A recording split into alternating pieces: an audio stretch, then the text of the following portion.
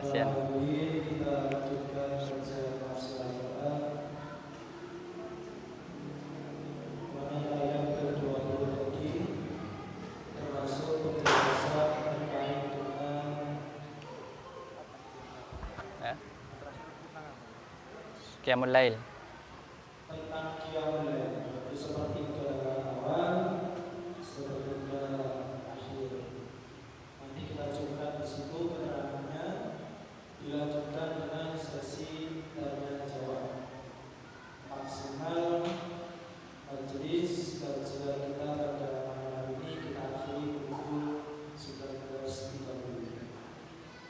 Mohon dari para hadirin, para bapak, para ibu, jemaah Masjidil Nur, jika ada pertanyaan terkait kajian tafsir surat Al-Muzammil pada malam hari ini ataupun terkait dengan permasalahan lain, mohon juga kita persilakan. Selanjutnya kami sampaikan kepada Bapak untuk melanjutkan keterangan tadi mengenai sepertiga awal. Beliau tadi menjelaskan bahwa jika kita masih kesulitan untuk bangun malam, maka kita harus istiqomahkan untuk sholat jamaah, sholat isya berjamaah. Maka kita sudah mendapatkan keutamaan di sepertiga malam awal. Maka bisa dilanjutkan.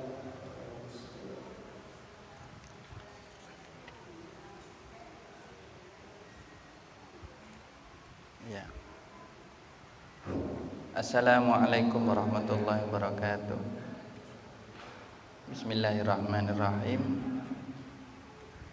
Melanjutkan pembahasan tadi, yaitu 3 waktu malam hari. Jadi malam hari itu dibagi menjadi 3 waktu, bukan 3 jam tapi 3 waktu, di mana di antara 3 waktu ini Allah Subhanahu wa taala menganjurkan hamba-hambanya untuk melakukan ibadah.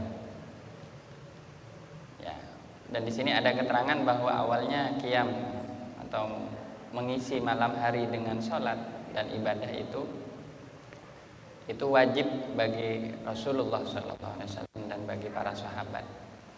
Ya, untuk kita umatnya setelah sepeninggal Nabi bagaimana?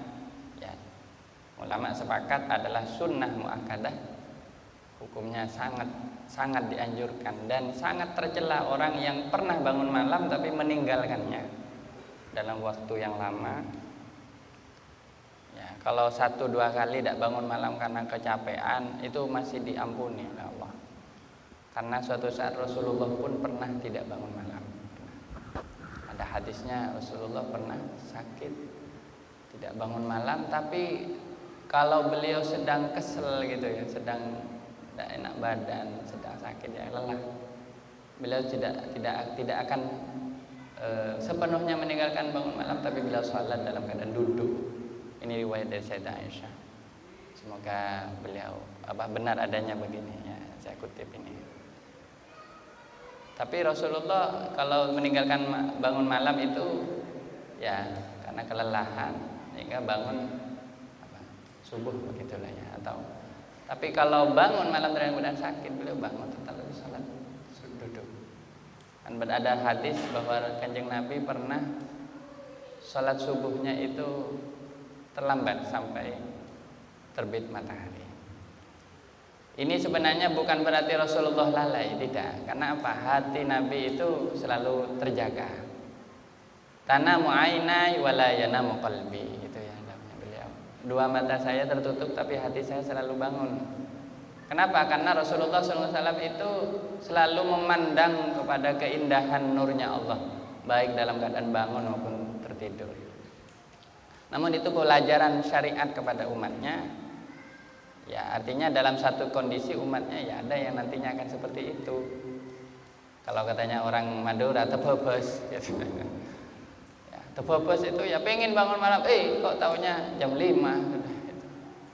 Kalau karena keinginan itu Allah mencatat satu amal soleh bagi niatnya. Tapi yang tercela, yang sangat tercela, sampai Nabi pernah mengatakan la takun kafulanin, jangan pernah seperti fulan. Fulan ini satu sahabat dulu dirahasiakan namanya siapa tidak tahu. Kana yaqumul lail fataraka qiyamul lail. Dulu dia awalnya sering bangun malam. Kok lama kemudian dia meninggalkan bangun malam. Jadi meninggalkan itu artinya membiasakan meninggalkan itu. Kemudian tidak pernah punya himmah, tidak punya keinginan untuk bangun malam sama sekali. Ini orang-orang yang termahjub, orang-orang yang tertutup hatinya. Ya mudah-mudahan tidak selamanya kan gitu. Takut, kita juga takut karena ya walaupun kayak saya ini nakal, sangat nakal. Ya, menyadari ini betapa jauhnya kita dari para sahabat, ya, dari para salafus saleh. Baik, mengenai 3 waktu itu yang pertama adalah sepertiga, 2/3 dan terakhir separuh.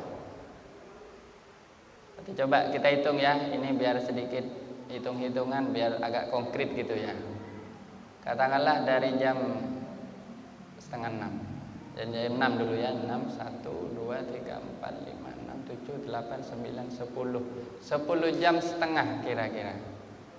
Waktu malam itu 10 jam, 10 jam setengah, jadi setengahnya dibagi 3 lagi. 10 jam itu dibagi 3 berarti kira-kira 3 jam setengah. 3 jam pertama, 3 jam setengah yang pertama adalah waktu maghrib dan isya, itu sudah masuk malam. Ya, 1, 2, 3. Ya kira-kira sampai jam 8:30 Anda ibadah sampai jam 8:30 malam atau jam 9 malam Anda sudah qiyamul lail yang pertama. Kan enak, jadi umatnya Nabi itu enak. Soalnya apa? Rasulullah itu disayang sekali oleh Allah. Kalau jadi umatnya Nabi kayak Nabi Musa sampean. Wah, disiksa mulu. Disiksa terus. Ini qiyamul lail yang pertama. Jadi sebaiknya di masa-masa ini beribadah juga bagus. Dan ulama seperti Imam Al-Ghazali ya misalnya sampai memakruhkan ngomong-ngomong yang tidak perlu. Ya, kebanyakan jam-jam ini justru jam nongkrong gitu. Sampai jam 9 kira-kira ini. Ya, tapi kalau para sahabat ya mungkin bertamu secukupnya dan istirahat. Kalau kebiasaan Nabi yang saya baca dalam Al-Yamun Nabawi itu kitab sehari bersama Nabi gitu. Itu katanya di sini diceritakan bahwa Rasulullah SAW punya kebiasaan kalau malam itu tidurnya awal. Jadi beliau itu tidak lama. Kalau setelah sholat isya yang beliau lakukan itu katanya mengunjungi sahabatnya, tanya kabarnya, kadang menerima hidangan dari sahabat, makan malam bersama dan seterusnya. Kemudian jam 9 sudah tidur Rasulullah. Kanjeng Nabi tidur. Nanti sekitar sepertiga malam yang kedua itu beliau sudah bangun. Mungkin jam 12 sudah bangun dan sholat terus sampai ke subuh. Sholatnya Nabi tidak banyak ya para jamaah. Sholatnya itu diriwayatkan oleh Sayyidah Aisyah 4 rakaat. Tapi hatam Al-Quran. Ya kalau kita 4 rakaat macam kulhu sekalian. 4 rakaat Rasulullah sholat malam itu. Saya punya rumusnya, saya catat dari hadis itu. Ya, begini, ini satu riwayat. Walaupun sekali lagi banyak kemungkinan riwayat-riwayat yang lain yang bisa memperkaya kita. Salatnya Kanjeng Nabi itu katanya Allahumma sholli ala sayyidina Muhammad. Itu 4 rakaat salat tahajud. Kemudian 2 rakaat ba'da isya, 4 rakaat salat tahajud dan 1 rakaat salat witir. Total katanya paling sedikitnya Rasulullah itu 8 rakaat. Ada yang menyebutkan riwayat-riwayat lain. Tapi beliau tidak pernah meninggalkan kurang dari 4 rakaat. Begitu juga sholat duha beliau. Ini kan kita ingin lebih dekat kepada cara Nabi ya, sunnah Nabi kan begitu. Kalau sholat duhanya Nabi itu 4 rakaat dan wa yazidu ya mayasya ya, artinya beliau tambah sesuka beliau. Kadang di satu hari beliau 6 rakaat, mungkin di hari yang lain 8. Tapi paling batas paling bawahnya 4 rakaat. Itu sholat duhanya Nabi. Kalau sholat tahajudnya yang saya baca itu 4 rakaat. Jadi boleh ya kita sholat berapapun, karena amalan yang utama di malam-malam itu adalah qiyamul lail, itu adalah zikir, sholat, tilawatul Quran. 3 ini ya. Dan mungkin 1 bagi yang dekat dengan masjid, i'tikaf. zikir, sholat, dan membaca Al-Quran. Ya. Nah, tentang waktu berarti kita tahu tadi sudah sepertiga yang kedua itu dari jam 9 kira-kira sampai jam 12:30. Dan dari jam 12:30 ini sudah masuk sepertiga yang terakhir sampai ke 4. Ya. Jangan sampai kita salah. Sepertiga di antara sepertiga masih ada. Nah, ini kita sepertiga masih dibagi sepertiga lagi. Bukan begitu caranya ya, tapi ini sepertiga dari seluruh malam. Ya. Ada anunya saya. Nah. Jadi sepertiga dari seluruh malam ya. Bukan sepertiga malam yang terakhir masih dibagi sepertiga lagi. Jadi nanti bangunnya itu ya kayak kita ini yang paling 15 menit sebelum subuh. Tapi apa intinya, bahwa orang yang bangun malam itu bisa mengatur waktu sesuai dengan kebiasaan dan yang paling bagus baginya, ya, yang paling terbaik baginya. Nah, tapi kebiasaan para sahabat istirahat lebih dulu, ya, barang 1-2 jam bangun malam, kemudian tidur lagi sebentar. Ya, ini kebiasaannya Imam Syafi'i. Imam Syafi'i itu katanya sepertiga malam yang pertama itu dipakai buat mutola'ah, buat nulis, buat mengajar. Kemudian beliau istirahat dan bangun lagi, beliau sholat, ya, menghatamkan Al-Quran dan seterusnya. Kemudian istirahat lagi. Nah, disunahkan kita berbaring-baring pendek saja selama akhir setengah malam, yang terakhir itu sebelum sholat subuh itu berbaring. Tapi kalau bisa jangan sampai tertidur, istirahat saja. Berbaring itu menghadap kiblat. Begini kalau posenya atau yang ditampilkan, yang dicontohkan oleh baginda Nabi Sallallahu Alaihi Wasallam. Jadi tertidur gini. Jadi beliau seperti ya istirahat begini, hadap ke barat begini. Itu mungkin secara kesehatan akan banyak meregangkan otot-otot kita yang kaku selama salat malam itu. Karena kalau salat malam itu memang berat. Memang berat. Beratnya itu kenapa? Ya dalam kondisi badan lelah, ngantuk, kita bangun. Nah, ini kan luar biasa. Tapi kalau kita mampu melakukan itu, Allah kasih pahala dan pencerahan yang luar biasa kepada kalbu kita. Kalbu kita ini akan dibuka kepada segala hal yang tidak bisa diberikan atau jarang diberikan kepada orang-orang yang bukan tidak ahli qiyamul lail, tidak bangun lagi. Jadi baring-baring sebentar itu nanti. Nah, tapi kalau terlelap sedikit sampai wuduknya batal, ya wuduk lagi. Tapi kalau bisa jangan sampai wuduknya batal, sampai adzan. Barulah adzan.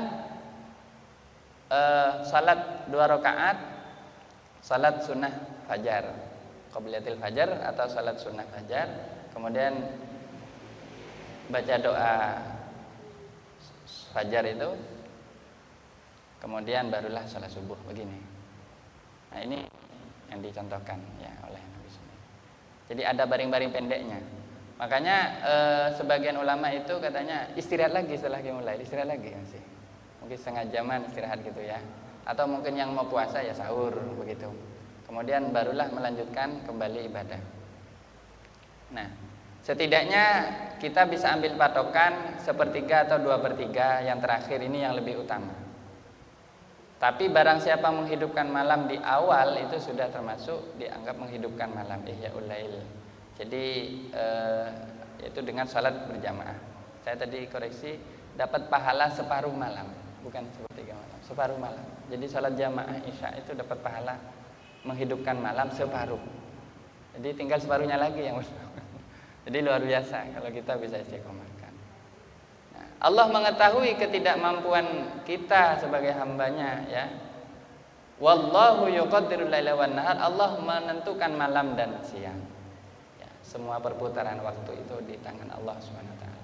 Alima allan tusufata bailaikum. Allah mengetahui bahwa kalian tidak akan mampu untuk meliputi seluruh waktu di malam hari itu. Artinya di sini di tafsirnya alima ta'ala annakum lan tutiqu qiyamal laili kullih wala mu'dhami.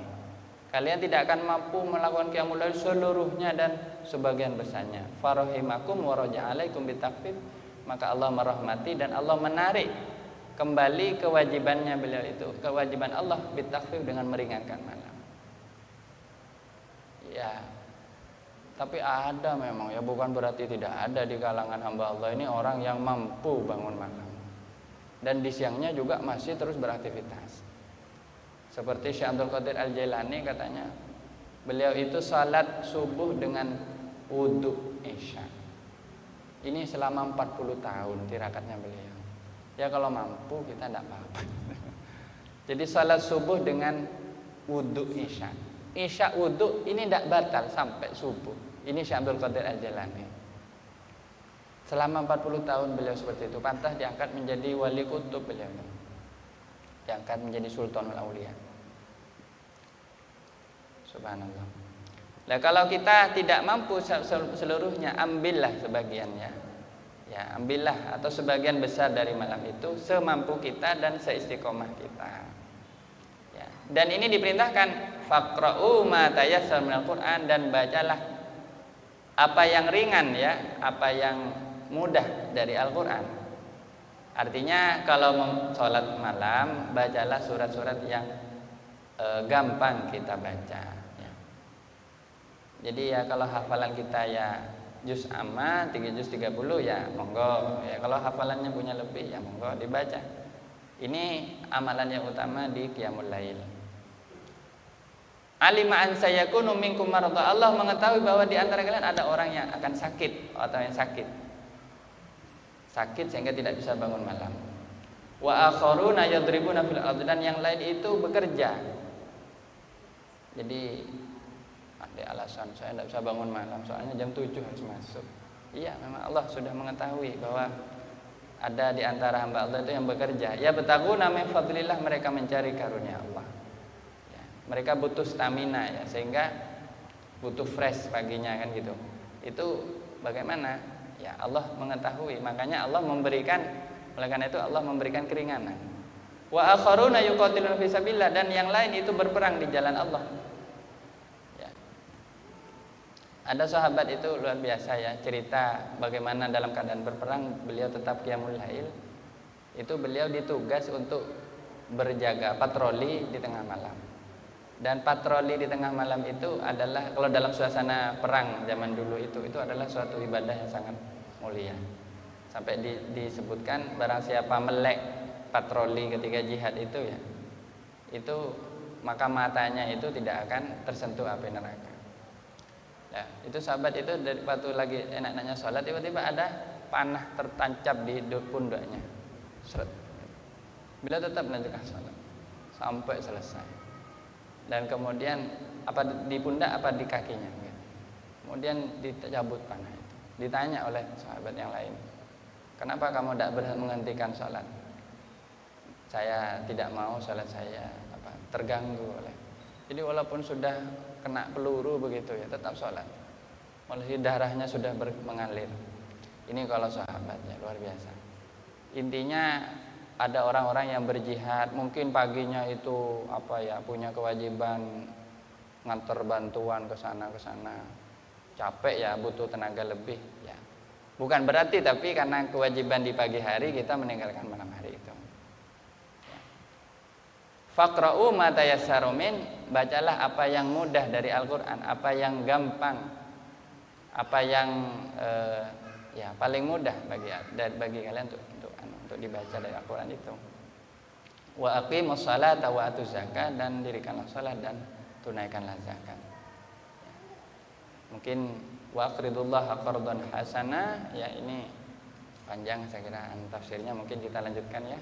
Di kesempatan yang lain saya mungkin akan lebih banyak menerima pertanyaan kalau dibolehkan, biar mungkin ada hal-hal yang perlu disampaikan oleh Mustami,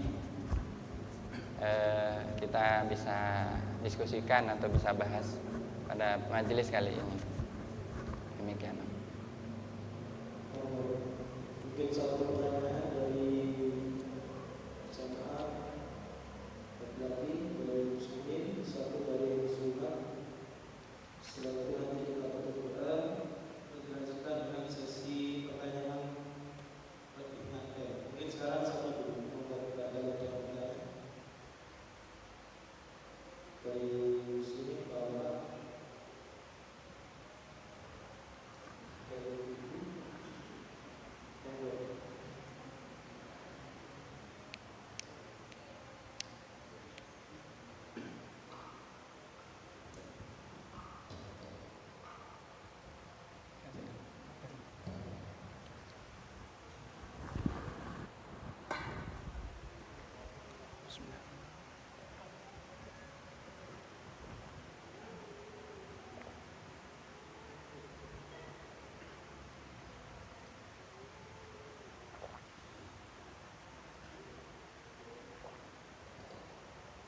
Assalamualaikum warahmatullahi wabarakatuh. Mau tanya mengenai sholat fajar.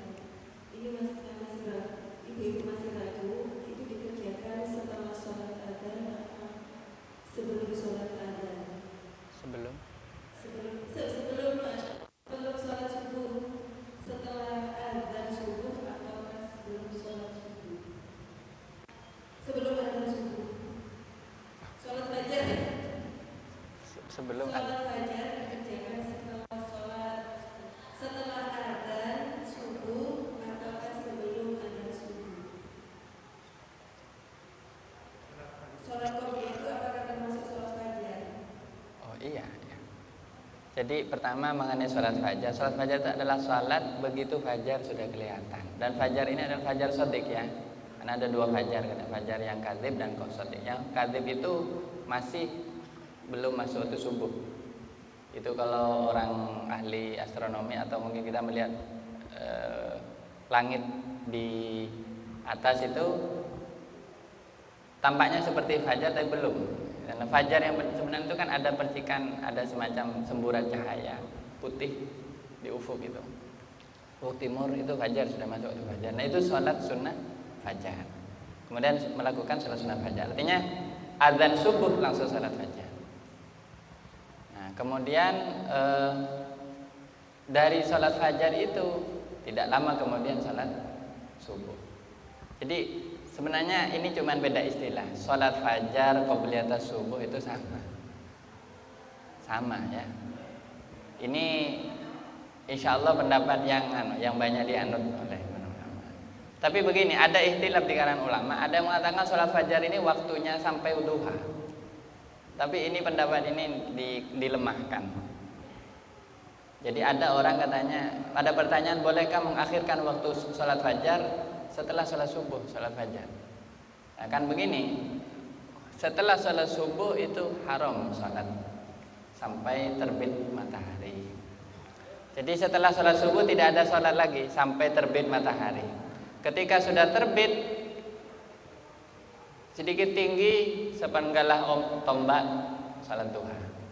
Sekarang katanya perkiraan sholat duha itu jam 6.20 sudah masuk sholat duha.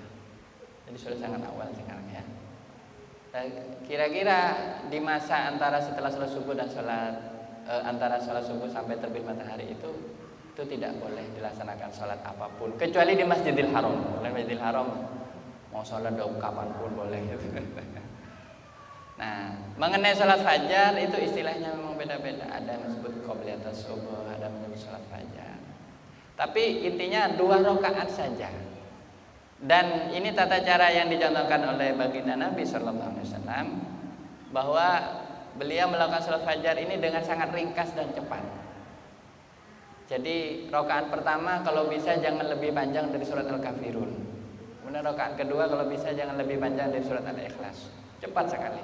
Artinya jangan lama-lama kayak sholat tahajud. Kalau sholat tahajud monggo, sampean 1 rakaat 1 jam ya nggak apa-apa. 1 rakaat 15 menit tidak apa-apa, setengah jam. Tapi kalau sholat fajar dianjurkan lebih cepat lebih baik, mengejar keutamaan sholat subuh yang ada di awal waktu. Dan paling utamanya sholat subuh adalah ketika langit masih gelap. Kemudian waktu yang kedua itu waktu yang muasa, waktu yang diperluas. Dan kalau sudah agak terang itu akhir dari waktu sholat subuh. Ya, intinya jarak antara sholat fajar dan sholat subuh ini ada jeda mungkin 10-15 menit. Kita melakukan doa, melakukan apa yang mau dikerjakan. Ya, kemudian barulah dilaksanakan salat subuh. Ya, mungkin ada muskil lagi masih. Berarti sholat qabliyah subuh itu termasuk sholat fajar? Iya. Asal ya apa? Niatnya tetap. Ya sama. Pokoknya itu cuma beda nama, Bu, ya. Beda nama. Jadi intinya tidak usah sholat 2 kali. Yang penting niat sholat sebelum subuh, sholat fajar sama. Usolli rakaatil fajri sunatan lillahi ta'ala, atau usolli qabliyatas subhi rakaatain sunatan lillahi ta'ala. Itu sudah masuk. Cuman tidak boleh sebelum azan subuh. Kalau sebelum azan subuh bukan sholat fajar, tapi masih ada waktu sholat tahajud, walaupun 2 rakaat masih ada waktu.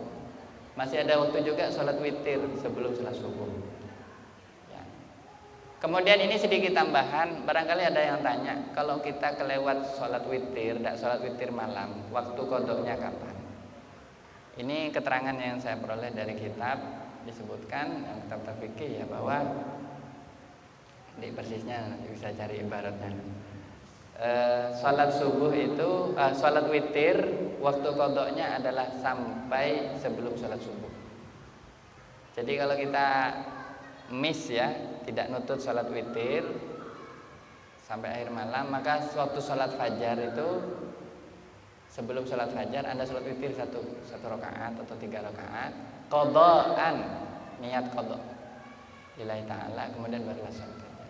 Kemudian kalau waktu qodoknya sholat tahajud beda. Kalau sholat tahajud tidak bisa diqodok setelah subuh, tapi diqodok siang hari setelah sholat duha. Waktu qodoknya sholat tahajud kira-kira mungkin dari jam 7 sampai jam 11 siang. Ini waktu qodoknya sholat tahajud. Dan Nabi kalau mengqodok sholat tahajud ya, itu sholat 12 rakaat. Jadi karena kehilangan 2 rakaat di waktu tahajud, kita qodoknya 12 rakaat di siang hari. Tapi niatkan qodaan lit tahajud. Jadi kalau tidak sempat sholat tahajud, qodoknya di siang hari keesokannya dengan sholat 12 rakaat. Kalau tidak sampai 12 belum dianggap qodoknya tahajud, itu kayak sholat duha atau sholat sunnah yang lain. Ya kemudian kalau saran para ulama seperti sholat hajat, sholat taubat, lebih baik ditaruh di sepertiga malam. Itu waktu yang luar biasa. Insyaallah kalau Anda punya hajat yang luar biasa, misalnya ya, dilakoni salat hajat terus menerus selama 3 malam, insyaallah tidak lama akan dikabul oleh Allah.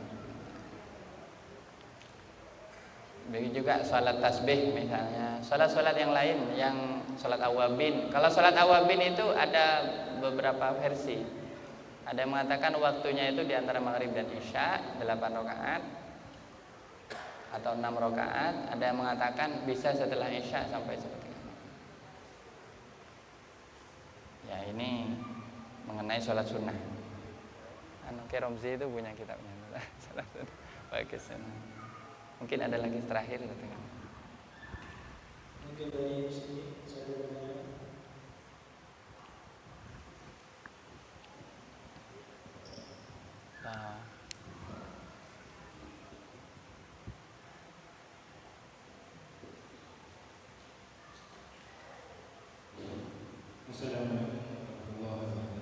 Waalaikumsalam. Saya mau bertanya masalah riba. Bagaimana dengan kita meminjam uang di bank konvensional? Apakah itu termasuk riba? Terima kasih. Tadi dijanjikan pembahasan khusus mengenai utang. Sebenarnya sudah disampaikan. Dikasih perjalanan hidup dengan konven bank syariah, ada bank itu. Jadi ada 2 sih, bank syariah, konven ada bank itu. Mengenai bank konvensional itu saya mengacu pada keputusan Basul Masail NU saja. Tahun berapa itu ya? Tahun 80-an. Ada 3 hukum. Haram, makruh boleh. Tapi tidak sunnah. Haram, makruh boleh. Dan pendapat yang paling kuat dan hati-hati adalah haram. begini, tapi kalau mau mencari keringanan pakai pendapat yang boleh. Dan masing-masing ulama yang mempertahankan pendapat itu ya punya dalil juga, punya bukti-bukti atau argumentasi juga. Intinya begini, masalah bunga itu tergantung akadnya sebenarnya. Bunga itu di akad apa? Kalau itu sesuatu yang tersertakan di dalam perjanjian, maka itu termasuk dari riba. Jadi yang dimaksud riba itu kalau ada perjanjian. Kalau Anda pinjam 1 juta, di sini harus balik 1.400.000. 400.000-nya riba. Dan Allah Subhanahu wa taala kan melaknat ya. Ada hadisnya, melaknat orang yang meminjamkan, mengambil pinjaman, menyebarkan riba. Tapi kalau di luar perjanjian, di akad lain tidak riba.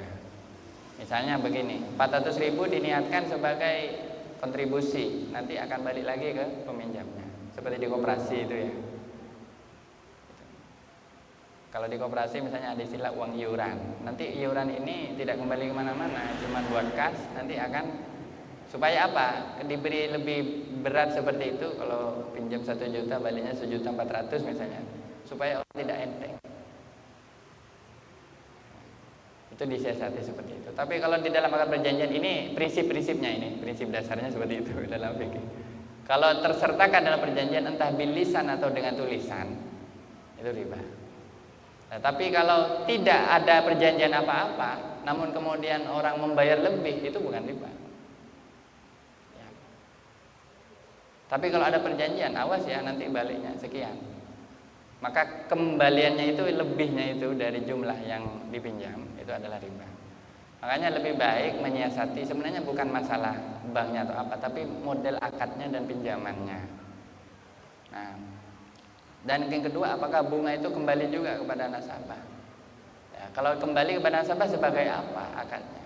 Kalau tidak jelas akadnya itu kan uang subhat. Kalau akad dari satu bagi hasil jelas. Apa dia itu akad prestasi atas karena dia itu jadi nasabah. Jadi harus tahu bunga itu apa. Ya kalau paling bagus ya karena kita terkadang punya niat hanya menyimpan uang di bank, tidak. Kalau menyimpan uang di bank bagaimana? Tidak diambil bunganya, tidak apa-apa. Yang penting bunganya yang pernah diambil. Ada bunga berapapun yang pernah diambil.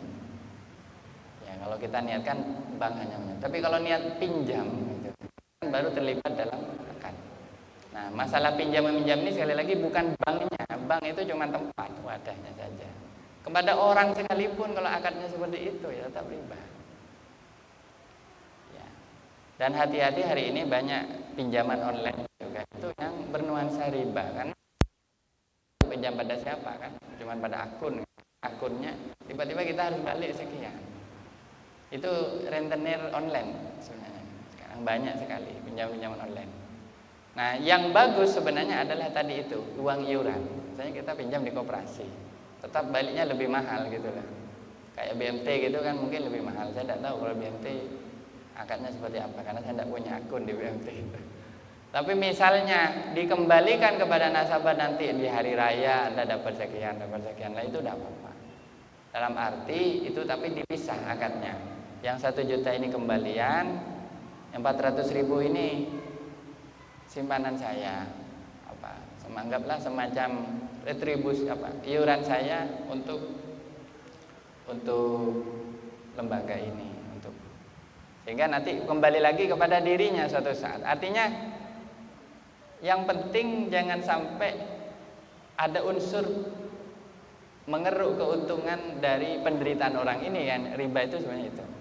Ada satu yang mengambil keuntungan di tengah orang lain susah.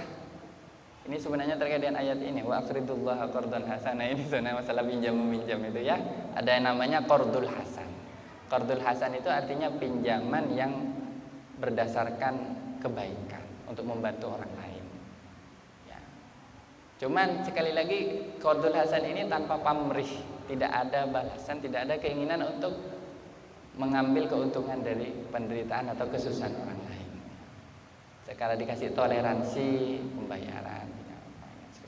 Dan itulah nanti akan muncul rasa terima kasih kepada siapa? Kepada yang memberi pinjaman.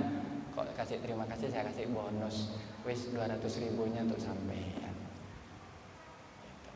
Ya kalau pakai hitung-hitungan ekonomi murni seolah-olah tidak menguntungkan qardul hasan, tapi kan itu ranahnya memang ibadah. Jadi yang dianjurkan oleh agama itu adalah qardul hasan, yang dilarang adalah riba. Nah, sekali lagi masalah bank konven itu dan bank termasuk bank syariah sekalipun ya, kalau Kiai Nawawi Sidogiri itu juga tidak suka. Ada riba-ribanya juga katanya. Tergantung akadnya sekali lagi. Kita cek akadnya. Ini bunga ini statusnya sebagai apa? Apa ini profit? Profit dari apa? Ya kalau saya menaruh invest uang di sana. Kalau saya tidak menaruh apa-apa, terus saya dapat profit, ini kan profitnya siapa? Ya. Oh itu uang apa misalnya? Nah itu harus diperjelas. Kalau dianggap uang anggota dan seterusnya, saya kira bisa itu insya Allah. Karena apa? Insya Allah itu termasuk dari tadi iuran itu, semacam bukti keanggotaan gitu. Tapi yang jelas begini, orang melakukan orang terlibat dalam jeratan riba itu sama-sama susah. Baik yang meminjamkan tidak barokah karena dia harus menagih-nagih terus, dan yang dipinjamkan juga merasa terus terbebani itu bebannya. Saya kebetulan pas tadi saya punya oret-oretan, saya bilang, saya tulis begini. Kalau kita ingin memulai satu usaha, hendaklah kita memulai usaha dari tabungan kita. Sebaiknya kalau ingin mengejar kebarokahan. Tapi barokah ini bukan soal halal tidak halalnya ya. Barokah ini soal nilai di mata Allah SWT. Hendaklah kita mulai usaha bukan dari hutang. Kalau bisa. Kenapa? Karena hutang akan menarik hutang. Hutang akan menarik hutang. Begini, ini siklus. Jadi makanya Nabi berlindung, mohon perlindungan kepada Allah dari banyaknya hutang. Hutang itu boleh, tapi jangan banyak-banyak. Karena kalau banyak, hutang itu termasuk ghalabatid dain yang sangat diwaspadai oleh Rasulullah. Dan kalau kita ada tanggungan, ya memang sebisa mungkin selama itu memungkinkan kita melakukan pembayaran. Jadi ini memang menjadi yang tidak boleh kan kalau kita sama sekali tidak berniat membayar. Nantinya ini ada itikat tidak baik, sudah diberi bantuan kok malah ngingkari, tidak mau, ngeyel, tidak mau atau malah membantah. Tapi ini kalau bisa. Tapi di zaman sekarang tentu kita mungkin bisa mengusahakan alternatif yang lain. Ya, putar otak bagaimana kita bisa memodali tanpa menggunakan dari pinjaman. Entah mungkin dengan skema sedekah, dengan skema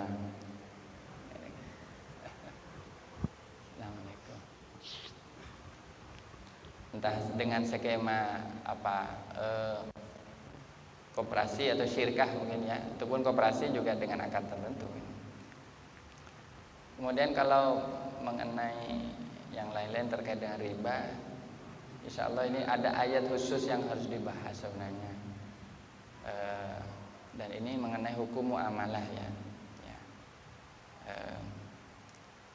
Tergantung skema akadnya ya, tergantung akad atau skemanya, juga tergantung perjanjian. Artinya tertulis atau tidak tertulis, di situ kan ada rinciannya, ada detailnya begitu. Ya termasuk misalnya mengambil kalau seperti mengambil KPR dan lain-lain itu kan ya, mengambil untuk pembiayaan itu bisa lebih amannya pakai murabahah kalau pembiayaan. Ya meskipun lebih mahal. Tapi kalau murabahah itu kan beberapa harga. Jadi begini, itu bagusnya murabahah itu diberi pilihan. Sampean kalau mengambil sekian, ini B, A, B, C. Nanti keuntungan sekian. Nah, itu ada aspek tenggang rasa kepada pembeli. Jadi tidak memberat. Sebenarnya yang bahaya ini kan dari riba ini eksploitasinya ya. Jadi mengambil keuntungan itu yang sangat-sangat tercela dan harus kita hindari kalau bisa. Ya kalau pengalaman soal berhadapan dengan orang yang terkena riba itu banyak dan saya kira kita perlu mensyiarkan supaya sekurangnya umat Islam itu bisa tambah jauh menghindari dari praktek-praktek itu. Meski di mana-mana kita dikepung gitu oleh itu. Ya. Paling bagusnya adalah ada gerakan atau aksi Qardul Hasan. Jadi gerakan Qardul Hasan ini yang perlu didorong. Ini pas dengan ayat ini sebenarnya nih. Ya. Qardul Hasan itu artinya pinjaman untuk kebaikan, pinjaman ya.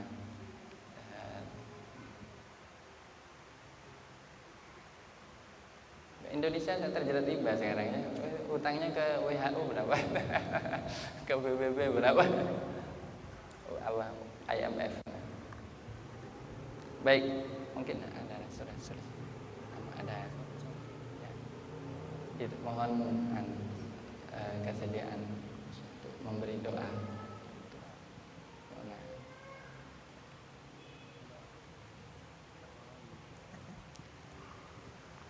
Oh ya, ada tips sebenarnya dari para ulama. Ada begini, ada pertanyaan. Bagaimana kita bisa bangun malam tepat waktu? Ya. Katanya tipsnya itu pertama, siang hari tidur qailulah. Tidurlah sebentar meskipun hanya setengah jam sampai 1 jam. Qailulah itu adalah tidur sebelum adzan zuhur. Kira-kira jam setengah 10 sampai jam 11 siang. Tidur qailulah itu membantu bangun malam. Tapi kalau sudah tidak tidur qailulah, biasanya akan ada berdampak pada bangun malam itu. Kemudian yang kedua, tipsnya para ulama, kalau malam makan jangan kenyang-kenyang. Makanlah secukupnya. Itu akan banyak membantu bangun malam. Terus yang ketiga, sebelum tidur itu berdoa dan mohon bangun malam. Jadi ada beberapa amalan itu ya yang diijazahkan oleh para ulama untuk bisa bangun malam itu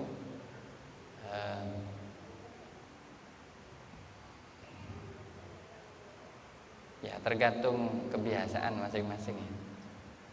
Tapi intinya boleh memakai sholawat atau istighfar. Yang penting mohon dan itu biasanya kalau orang sudah kadung berniat seperti itu, sudah kekuasaan Allah ya. Itu akan dibangunkan dengan cara apapun yang Allah kehendaki. Bahkan kadang hanya dibangunkan dengan suara cecak gitu. Ya, akan dibangunkan dengan mimpi, macam-macam cara Allah. Tapi ketika sudah bangun baru terasa, oh iya saya tadi niat bangun malam. Ada cerita dari seseorang yang saya kenal gitu lah, intinya dia dibangunkan malam itu oleh suara anaknya. Anaknya itu ngereng-ngereng gitu. Ternyata sudah lihat waktu jam 1:30 itu sudah waktunya bangun. Ya mungkin dibangunkan malam oleh suara istrinya gitu kan. Tapi kalau sama istri jangan bukan tambah bangun, tambah tidur lagi gitu. Jadi makanya hati-hati. Yang bangun bukan malamnya tapi yang lain. Tapi intinya kalau bagus, yang bagus kompak. Jadi suami mengajak istri bangun malam, istri mengajak suami bangun malam. Ini pasangan dunia akhirat. Ya. Begitu mungkin kita tutup dengan membaca doa memohon kebarokan Al-Quran yang kita ketahui dari doa khatmil Quran. Bismillahirrahmanirrahim. Allahumma arhamna waj'alhu lana imaman wa nuran wa Allahumma dzakkirna minhu ma nasina wa 'allimna minhu ma jahilna warzuq tilawata ana al-layl wa atrafan nahar waj'alhu lana hujjatan ya rabbal alamin. Allah ya rabbal alamin. Assalamualaikum warahmatullahi wabarakatuh.